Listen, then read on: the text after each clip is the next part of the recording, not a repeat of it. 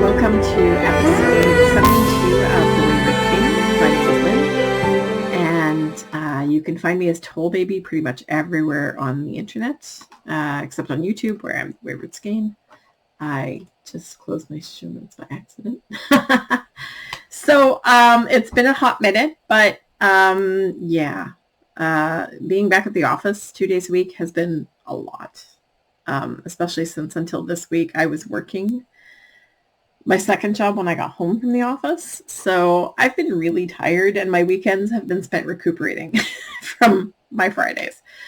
So anyway, I've gotten a lot of knitting done. I have 2 finished objects, although this one isn't Jen finished. The ends aren't woven in because I'm lazy. But I knitted dishcloth. So this is a basic knitted dishcloth. It is called, that's what the pattern is called, Basic Knitted Dishcloth by Jane Lake is the pattern I followed. It's a free pattern. And there's like multiple versions of it. It's the basic, garter stitch with the eyelets around the edges. My uncle loves these.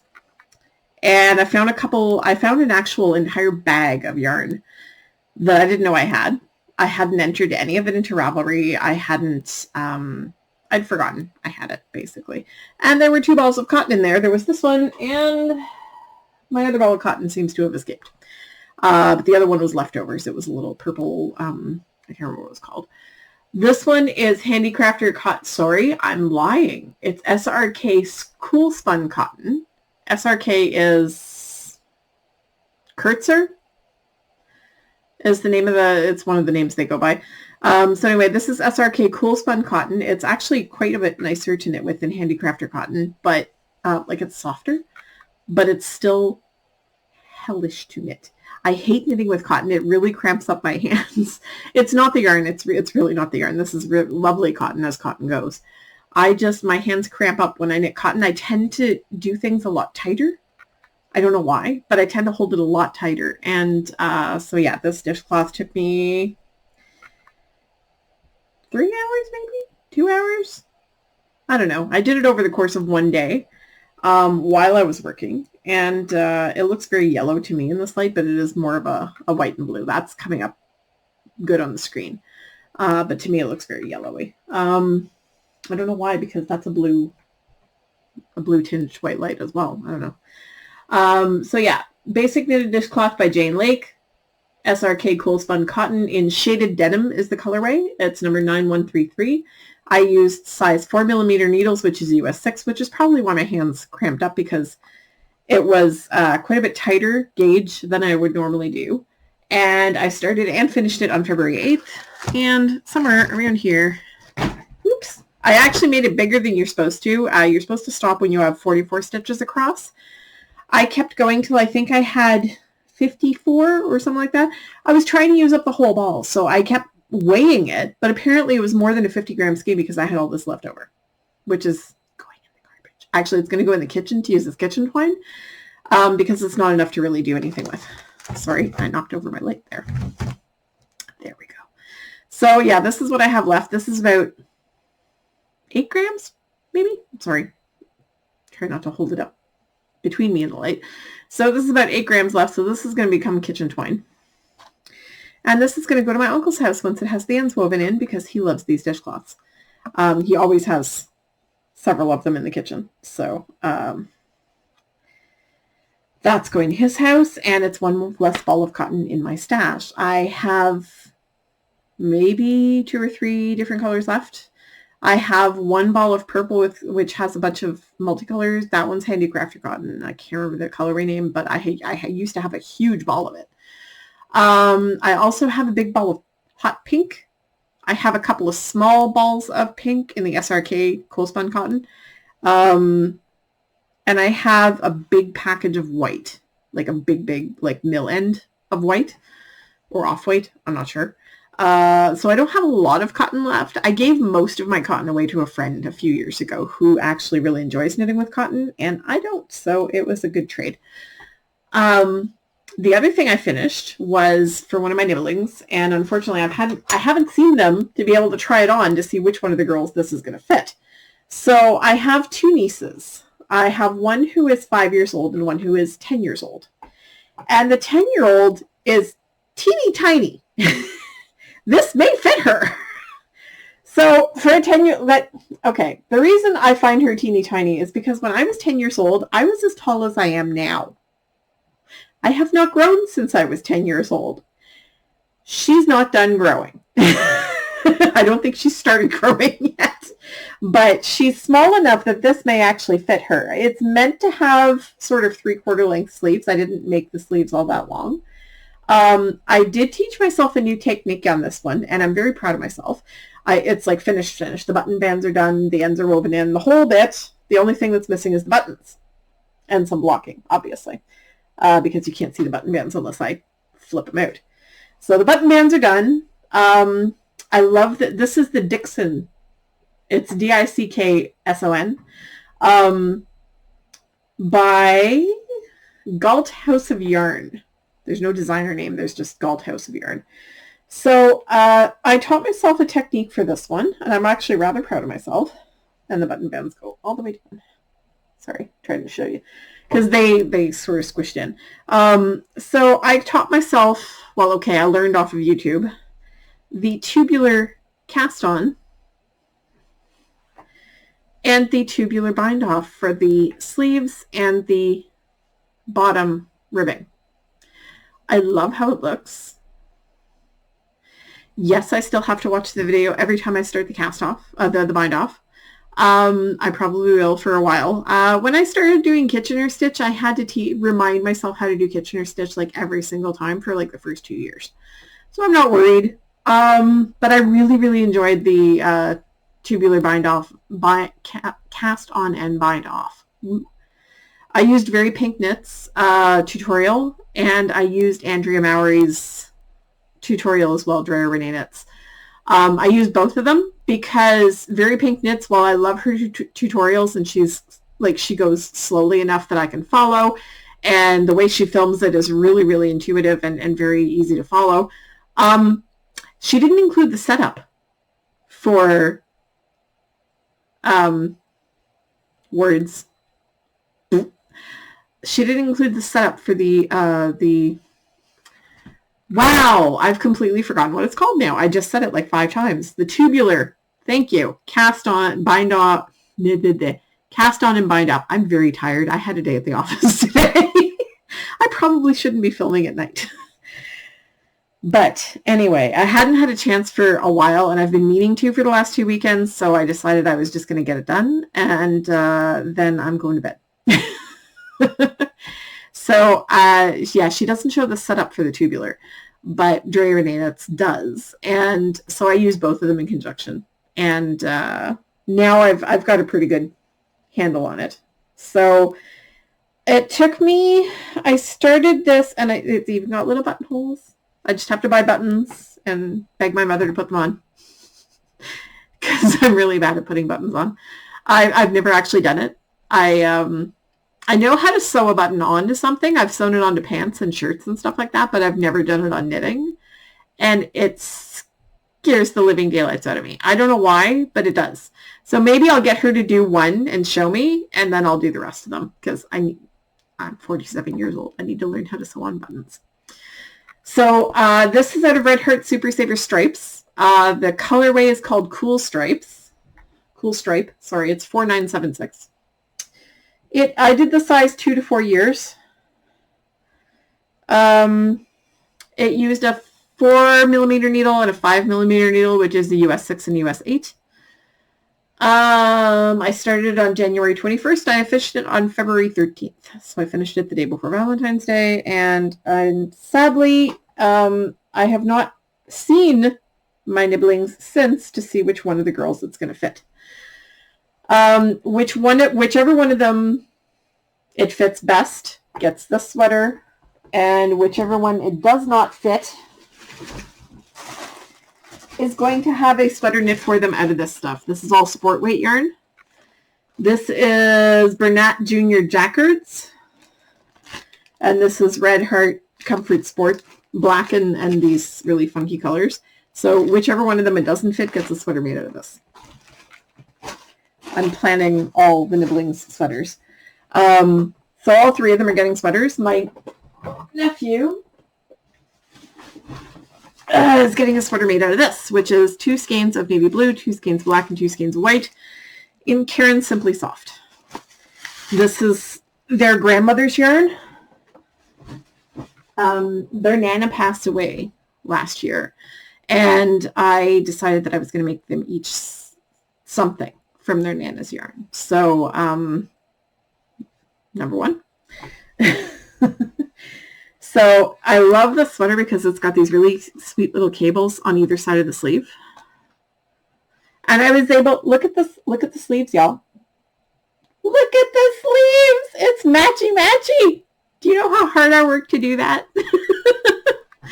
I actually put off doing the sleeves for about a week because I wanted them to be matchy-matchy and I didn't have the brain power to do it. So anyway, I got it done. The sweater's finished. I just need to put buttons on and get the girls to try it on to see which one of them fits best.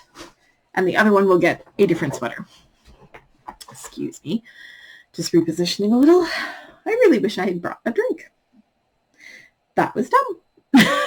Because now I'm thirsty and I have no drink. So those are my finished objects. I have a half-finished object, but it counts as a whip. So whip it is. I finished only one. I finished the first naughty glove. So these are the cables on the wrist. I don't know if you'll be able to see. Yeah, that light isn't really strong enough. So there's cables all up the wrist. You do the ribbing and then you start the cables, and then almost when you're done the cables, you start the increases for the thumb gusset. And let me tell you, knitting fingers, so fiddly. Not as bad as I thought it was going to be, but so fiddly. But anyway, the fingers are a little long for me, as you can tell, because there's like extra space there on all of them. But that is because the person I was making them for has slightly longer fingers than I do. So they are made for him and not for me. I know I said I was going to get the pair done.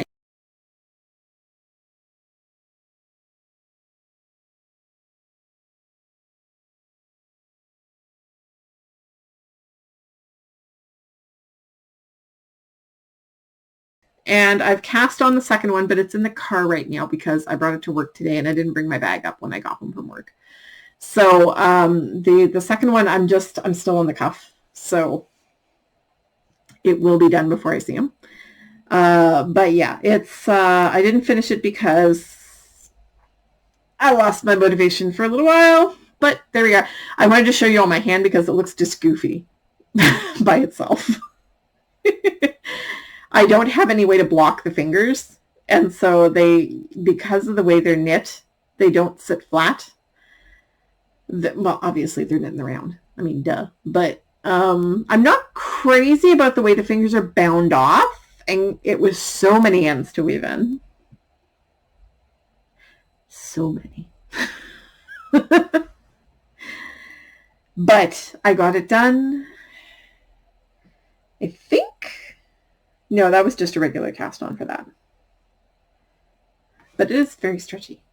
But yeah, I was super impressed with how easy this was. I had done the mittens a few years ago out of some other yarn for myself, and now I can't find them. They're probably in a box somewhere. But I did the mittens for myself, so I wanted to do the matching gloves. So, because the mitten pattern isn't put out by Julie Mueller, it's put out by somebody else. And I'm seeing a little hole here. Yeah. Sorry, bear with me.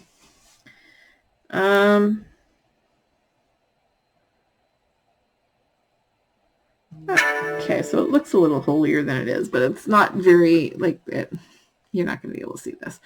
It looks like there's a little bit of hole there, but it's just the way the yarn sits from where you, where I started the increases. Sorry about the booping. So anyway, half finished object. I'm hoping to have the second one done soon. And I started a new project. I said I wasn't going to cast on anything else, but quite frankly, sorry, and I forget what this is called. My scarf is in a naughty corner right now. I am debating whether or not I am going to frog this because it's already more than 6 feet long and I've only used 35% of the yarn. I wanted to use the whole ball for this project. I do not want a 15-foot scarf. So I think I'm going to frog this and make it wider, more like a wrap, maybe twice the width, maybe. We'll see. I haven't decided yet what I'm doing with it, but for now, I'm not in the mood to knit on it because I'm suspecting I'm going to frog it. And I lost one of my needles.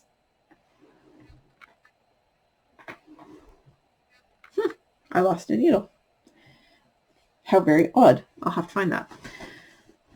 Anyway. Pause for a moment. Sorry about that. Somebody had something very good happen to them at work and wanted to tell me all about it. So I was going to keep texting until I answered.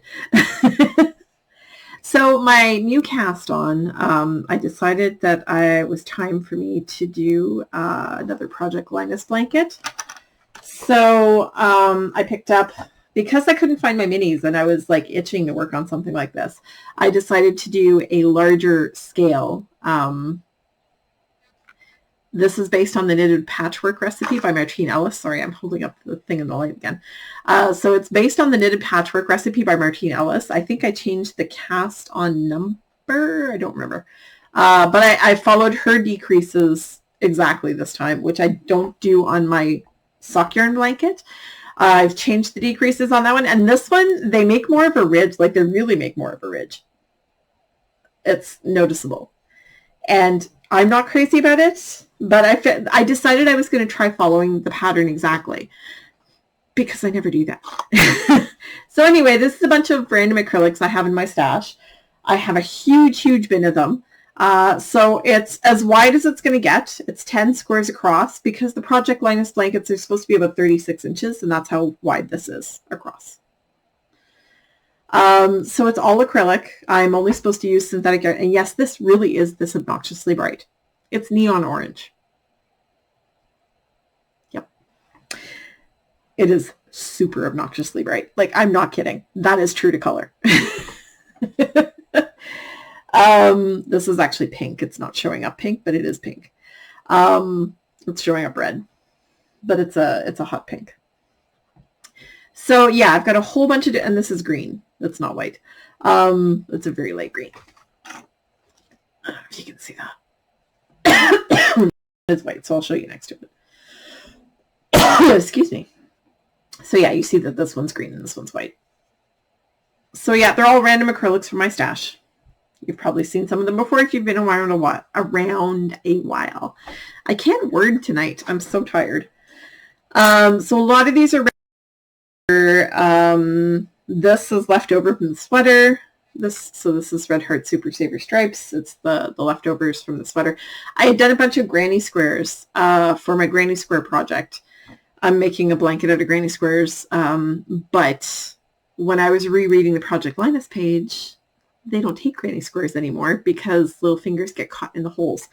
So it'll be a project for something else. That's fine. I've got a whole bin full of granny squares, so I'll do something with that eventually. Maybe that will be a gift blanket for somebody. So I've got it 10 squares wide, which is as wide as it's going to get, and it's going to be 10 squares tall, and then there's just going to be a simple crochet border around it. Similar to this one, only without the, sorry, that's the back, without the open part in the middle here. That white stripe won't be there. It'll just be one of these scalloped edges. So this is going to be the first one. I don't know if they're going to take it though because of the holes around the edges. I don't know. We'll have to see.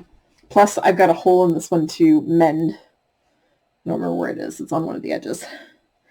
But anyway, this one is going to be the first one that I finished a while back. And this is going to be the second one. So yeah, I just decided that it was time to start using up some scraps. I have a huge bin of them. They're all acrylic. They're not all acrylic. I'm pulling out the wool ones as I come to them because they only take synthetic fibers. So anyway, this is the beginnings of the blanket and we'll see how it goes. Here. Some of this yarn is very old, so it's a little pilly. And these look really long because I haven't attached anything to them. As I attach the additional rows, these will not stretch out quite as far. This one, I mean, this was my mother's yarn from the 70s. That's how old that is. And this is impossibly soft compared to some of this other stuff. But yeah, it's going to be a good mix and it's going to be machine washable. So that works. And it is done on size 4.5 millimeter needles, which is US 7. I am using my, where'd they go? Right here. My Knitter's Pride marbles. They're plastic. They are beautiful. I love knitting with these. They're super pointy too for plastic needles. It's very impressive. And anyway, so yeah, I'm started working on that. I didn't put the date. Well done. But I started working on it in the last week and I've already got 1.5 rows done. So it should be a fairly quick project. I have 100 squares to do, so I'm hoping it'll put a dent in my acrylic stash. I have plans for a couple more Project Linus blankets out of stash. I have piles and piles and piles and piles and piles of acrylic. So that's the plan. And we'll see how that goes. So that is all I have worked on in the last week and a half. I haven't done anything else. I didn't touch my sock yarn blanket, but I did find something rather amazing. I found a couple of minis in a bin that I had back here. So this one is from Gemini Fibers, and that's the next one to go in the blanket. And then, as I was unpacking a box in the living room, I found this, and I cannot remember who gave me this little pouch, but it's beautiful, and it's covered in hair right now because it was in a box. And I think it just got picked up off the floor at the old apartment and shoved in there. But it's a little bit baggy, a little pouch. And it is full of minis. And I just pulled out 2 exactly the same. So I'm not sure where it came from. These are exactly the same. And I have a whole bunch. So many minis. Sorry. I'm actually trying to pull them out because I haven't looked at them yet. So many minis. I have 2 of these as well. And 2 of the red one. So I'm not sure what happened here. It looks like some of them are doubles. There's 2 of these. So I'm not sure why, but I have 2 of about half of these. I don't know why. And they came in this little pouch. So I don't know where they came from. And then I found this box. And I was very puzzled by this box because I had no idea what was in it. I thought I remembered this being an order of tea or something like that. And it's got some some diamond painting stuff in it, which is weird. What on earth? Oh, okay. So it's got all my diamond painting stuff in it, which is bizarre. But it's also got so many minis. And there goes the box. So many minis all over the place. Minis. And some more minis. I'm just piling them on the computer screen right now. These are extra small minis, which are going to go into my magic ball because these are all too small to make a square with. So I'm very excited about that. More minis. More minis. More minis. Ooh. I think this is my ball of Fiber Stash. It might be. I don't know. It's either a ball of Fiber Stash or it's a ball of Knit Picks Stroll. Ooh, and I know what that is. That's my Starry Night.